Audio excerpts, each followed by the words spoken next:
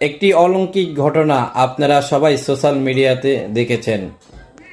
আমিন নামে এক ব্যক্তি হজে যাওয়ার নিয়ত করেছেন। তার নামের সমস্যার কারণে এয়ারপোর্ট থেকে তাকে যেতে দিচ্ছে না। তখন পাইলটটা তাকে খোঁজাখুঁজির পরে বিমানটি ছেড়ে দিয়েছে। তাকে বলেছে অফিসার যে আপনার হয়তো এই বছর হজ করতে পারবেন না, আপনি চলে যান। তার নিয়ত ও আশা ছিল তিনি যাবেন এবং বিমান আবার ঘুরে আসবেন। তখন অনেকেই মুচকি হাসি দিয়েছেন। কিছুক্ষণ পরেই বিমানটি চলে আসছেন। বিমানে একটি সমস্যা হয়েছে। বিমানের সমস্যাটা সমাধান করে তারপরও দরজা না খুলে চলে গেছেন। পরের বার আবারও একটি সমস্যা নিয়ে এই বিমানটি আসছেন। তারপরে ওই পাইলট বলছেন, আমি এখন আমিরকে ছাড়া আমি এই বিমান নিব না। তারপরে এই আমির হোসেনকে নিয়ে বিমানে যখন রওনা হলো, তারপরে আর কোনো বিমানে সমস্যা হয় নাই।